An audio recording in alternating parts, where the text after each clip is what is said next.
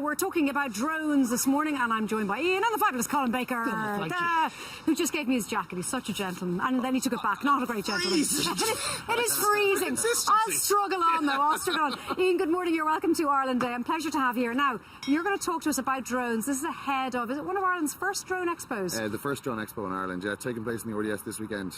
Okay, so I'm going to come at this from somebody who's never used a drone and doesn't know anything about them. So I know that they are probably taking over the world and changing the way we do a whole load of things in our lives. They are going to be a very important part of our future, from business to personal life. That's right, yeah. Drones can be used for a wide variety of things. People are using them for mapping nowadays, surveying, project management. You can use them for a lot of safety things. You're not standing on the side of the road kind of doing mapping services and stuff. And then they're really good to kind of just hang out and have a good crack with, you know, flying around. Okay, so if I'm out for a walk with my dog and somebody has a drone and they're taking pictures of me or filming me and I'm thinking, oh, it's a bit annoying now, that's where I'm coming at it from. What are my rights and what's the responsibilities of the drone owner? Do you have to have a license? Do you have to register them? Well, if it weighs more than a kilo, you're supposed to register with the Irish Aviation Authority. You can go to their website. And is it typical that they weigh more than a kilo? Well, this one here on the table, this one weighs 1.1 kilos. That's kind of one step up from a toy. This one here is a racing drone, but it weighs quite a lot. So when the batteries are on it, it actually comes just over a kilo. Okay. Anything below that would be considered a toy. You should just be very careful with them. They can be quite dangerous. One like this might damage your hands if you put your hands into it. A toy one probably not. The bigger one that they're flying now in a few minutes, that one's carbon fibre, and it's far more dangerous if you get too close to it. Okay, well, speaking of that, actually, we have another Ian who is going to demo this drone, and we're going to send the drone up into the air, and we're going to take some live shots, hopefully, of the beautiful blue sky in the Dublin mountains. So talk to me about this drone, Ian, as it takes off. This is an Inspire 1 drone. This will be more of a working model. It's got a 4K camera on it, so it's quite good resolution. So would film companies use this and TV companies? They would be using that and then kind of upwards of that, so maybe kind of an S900, which would be a bigger model, but made by the same company. Okay, and as we're on live TV, of course, it's not working, so we'll come back to it. So I'm going to come over to Colin. We did take some shots earlier on. It did work earlier on, so we might be able to show you those shots if we can't get it up and running. Oh, we've got the shots now. Okay, there's some shots taken earlier on of the Dublin mountains with the beautiful blue sky. And those shots are broadcast quality. They are broadcast quality, yeah. We actually fed them right into your system there. So instead of TV companies like TV3 having to hire helicopters, this is a much more affordable way of doing it. It is far more affordable as long as you're within the confines of the regulations and the laws. So if you're flying too near an airport, it's kind of dangerous because aircraft will be coming in lower. You're not supposed to fly within a certain distance of people. And it's very noisy, actually. That one's not too bad, actually. Is that not noisy? No, some of them will have noise pollution. I'm not liking this at all. Rise of the machines. Well, as the technology gets better, they get quieter and they become more better to fly around. But you were telling me as well, from the point of view of mountain rescue and a whole host of things, for the emergency services, these are a real asset. They definitely are. They can cut out hours and hours of search and rescue. The Mayo County Council are actually working on their search and rescue, are working with drone manufacturers to improve the quality. They can put cameras on that can track people's heat signatures. So what might have taken 3 or 4 hours to find somebody now can only take up to like half an hour. So they're actually saving lives. They are, yeah. Dublin Fire Service have now adopted them into their system where they're able to go in above a fire. They'd look for chemicals, the hottest parts of the fire, and actually it should save, in theory, should save firefighters' lives going forward. Wow, that's wonderful.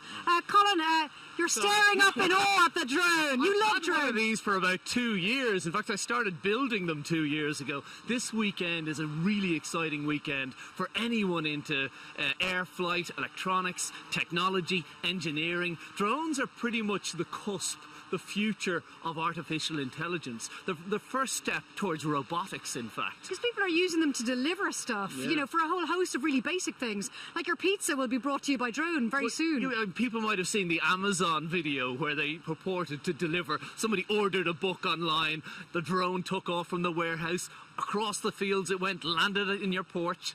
Fantastic idea. I don't think they're actually doing it, but I suppose it shows the depth of imagination of what can be done here. As you mentioned earlier, there's a huge amount of potential in terms of search and rescue, fire services, medical. The Garda Síochána, I believe, are going to be at the Expo this weekend as well. So there's a lot of interested parties. I suppose for crowd control and stuff like that. Absolutely, and just monitoring sporting events, any kind of crowd control, as you say, or even just chasing criminals crimbos.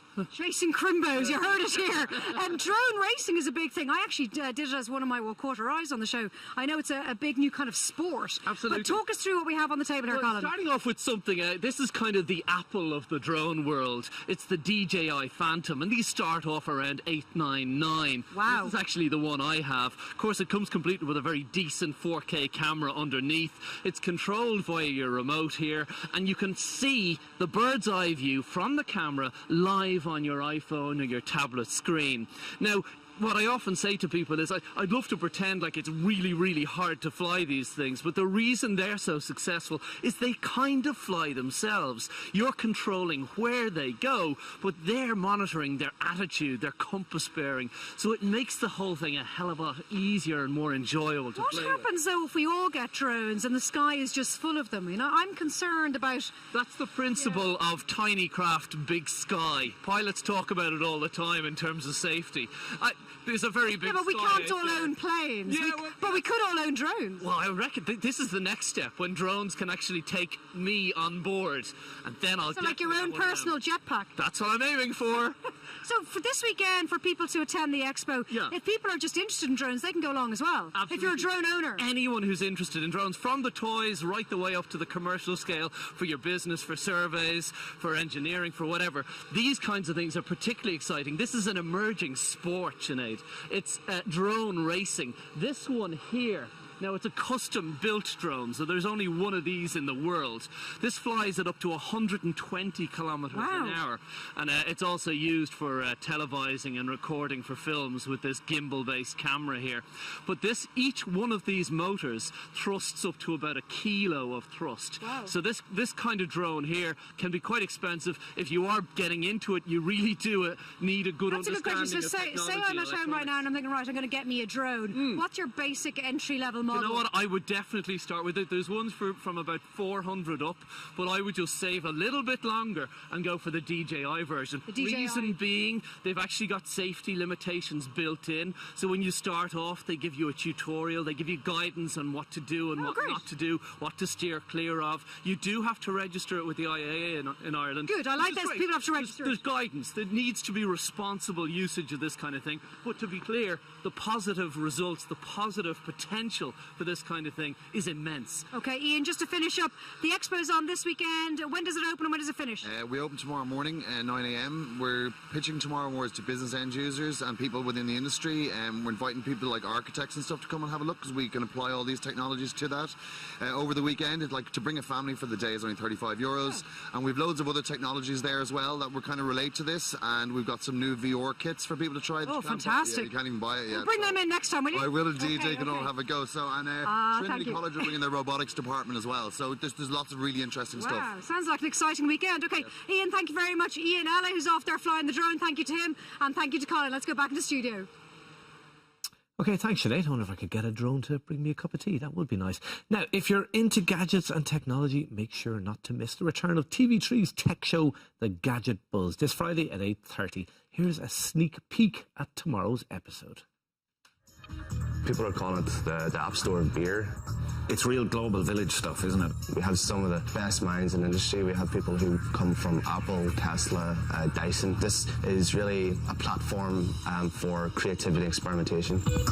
It's a great new tool to establish your better balance, and as well, just riding and experience something totally new. This has many, many implications, and if you sit down to think about it, it really could be quite a big game changer.